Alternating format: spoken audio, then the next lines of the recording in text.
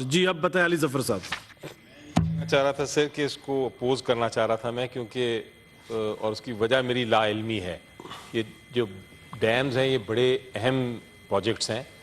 हमारा जो पानी का बुरहान है जनाब चेयरमैन, वो इन पे डिपेंड कर रहा है कि वो रेसोल्यूशन हम ढूंढें इनके अंदर।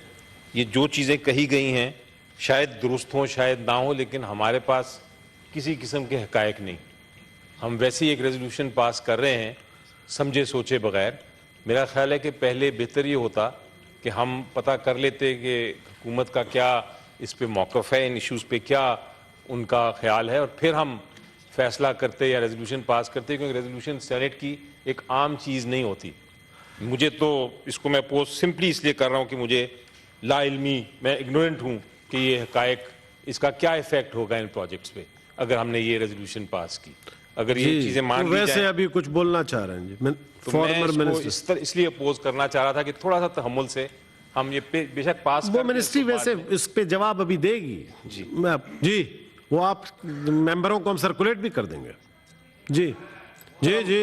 मैं सर, मुझे अगर मौका दे दें जी।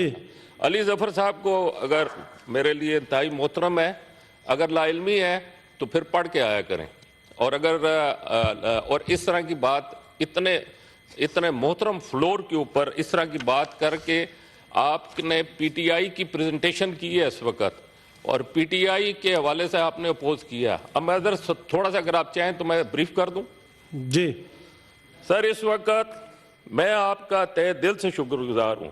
ये कोहिस्तान का इलाका है, और ये कोहिस्तान का इलाका वो इलाका है जहां से पाकिस्तान का मुस्तकबिल जुड़ा हुआ है, जहां पर बिजली के प्रोजेक्ट्स हैं। इस वक्त पाकिस्तान के हर घर में एक बिल आता है, एक लेटर आता है हर महीने, जिसकी वजह से पूरे पाकिस्तान के लोग परेशान हैं।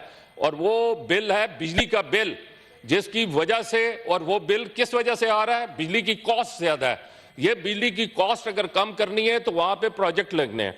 उस प्रोजेक्ट को लगाने के लिए द्यामर बादशाह डैम, उसके अलावा दासू डैम और पटन हाइडल प्रोजेक्ट, ये सिर्फ इसी पट्टी पे है जो कोहिस्तान के डिस्ट्रिक्ट से गुजर रही है।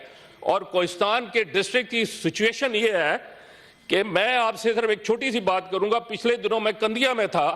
कंदिया में मैं एक हुजरे में बैठा था, मेरे सामने एक बच्चा 200 फुट की बुलंदी से पहाड़ से नीचे गिरा है और दरिया के अंदर गया है।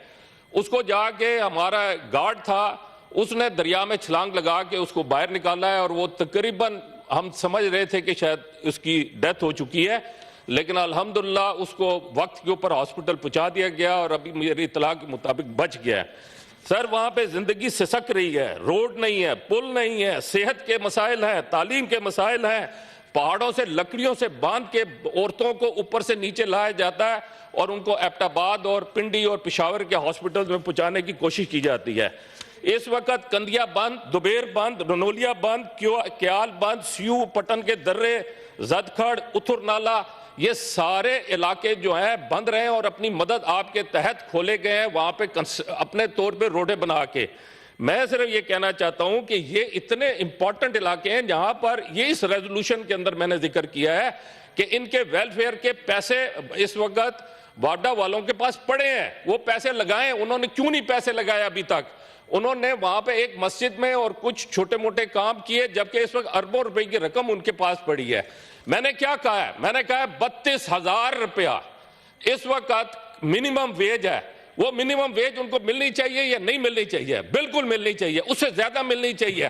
उनको घरों के अंदर उनसे काम कराया जाता है, पहाड़ों में उनके साथ काम कराया जाता है, और उनको ऐसी जगहों पे काम कराया जाता है जहां पे जान का खतरा है, और वहां पे आप उनको देते हैं 900-1200 रुपए पर डे, जबकि 1300 रुपए गवर्नमेंट की है। मैं कहता हूं 1500 रुपए, इनको 2000 भी दे तो कम है। उनको मैंने इसमें कहा कि चूल्हा पैकेज के पैसे दें। उनके घरों को मस्मार कर दिया, उनके घरों से लोगों को निकाल के बाहर किया, और वहां पर उनकी जगहों के ऊपर उनको मिसमार करके वहां पर डैम बन रहा है। और उस जगह पे जब उनको मिसमार कर रहे हैं तो उसका उनको कंपनसेशन नहीं देनी, उनको कंपनसेशन नहीं दी गई। उनके वहां पर जो उस इलाके के अंदर जो, और इस वक्त आपकी इत्तला के मुताबिक मैं ये बताना चाहूंगा 4 माह से